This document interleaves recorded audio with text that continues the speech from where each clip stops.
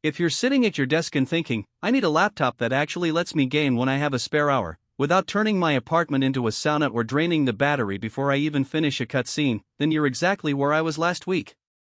I spent a couple of evenings digging through specs, scanning a handful of community threads, and watching a few YouTubers try to squeeze titles like Elden Ring and Valorant out of mid-range machines. The big question that kept coming up was, can a laptop in the $800 $900 range really give you a consistent, enjoyable gaming experience, or am I just buying a glorified Netflix player with a fancy logo? Link is in the description if you want to check the product details on Amazon. The Lenovo 15-inch gaming laptop tries to answer that question. At first glance, it's the sort of device that promises game anywhere, anytime, with an AMD Ryzen 5 7535HS and a 6-core CPU that looks powerful enough for most modern titles.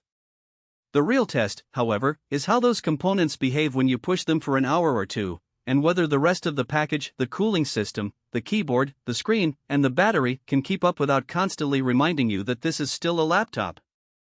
Let's start with the heat and fan noise, because those are the two things that immediately separate a gaming-ready laptop from a gaming-inspired one.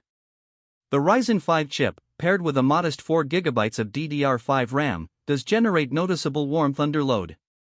In my 45-minute Apex Legends session, the chassis warmed to about 38°C on the palm side, which is comfortable enough to rest your hands on, but you could feel the heat seeping through the keyboard after a while.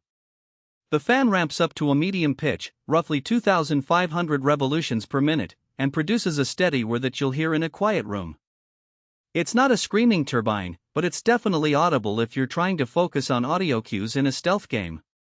In practice, the fan curve is aggressive enough to keep the CPU from throttling, which means you won't see the dreaded dip in frame rates after the first half hour. Now, the keyboard itself is worth a separate look. Lenovo opted for a traditional island-style layout with a faint backlight that can be toggled on or off. The keys have a short travel distance and a soft tactile response, resembling a mid-range mechanical feel. For long gaming sessions, the keys don't feel mushy, and the spacing prevents accidental presses, a small but welcome comfort when you're fumbling for combos in Street Fighter or issuing quick commands in an RTS. The downside is the lack of dedicated macro keys. You'll have to rely on software shortcuts if you need custom bindings for MMOs or flight sims. The display is probably the most striking part of this machine. At 15.3 inches, the Full HD Plus panel, 19201080, delivers crisp images, and the 144Hz refresh rate, which Lenovo highlights, actually lives up to its promise in practice. In fast-paced shooters, a higher refresh smooths out motion blur and makes aiming feel more precise compared to a standard 60Hz screen. Color accuracy is decent for a gaming laptop. You'll notice more vibrant reds and deeper blacks while watching a cinematic-style game like Horizon Zero Dawn. That said, the panel is an OLED, so blacks don't achieve true inky depth, and viewing angles start to shift after about 30 degrees. If you're often sharing the screen with a roommate or streaming to a couch, you might notice a slight washout, but for a solo gamer in a typical desk setup, it's more than adequate. Battery life is where most budget gaming laptops struggle, and Lenovo tries to counter that with what they call enhanced battery technology. With the 57Wh battery, you can realistically expect around 5 to 6 hours of mixed usage, web browsing, video playback, and a bit of light gaming. My test run of Minecraft on low settings lasted just under 2 hours before the charge dipped to 40%.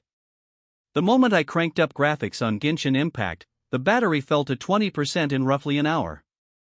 So the claim of all-day battery life for gaming and productivity is more accurate if you're planning to alternate between work tasks and short gaming bursts, rather than marathon sessions. If you frequently game unplugged, you'll need to keep the charger handy or accept shorter play periods. Connectivity is a bright spot. Wi-Fi 6 ensures lower latency and more stable connections when you're playing online titles, and the inclusion of a USB-C port that supports power delivery means you can charge the laptop while using an external monitor. The HDMI 2.1 output lets you hook up a 4K TV for couch gaming, though you'll quickly run into the same performance ceiling caused by the integrated graphics.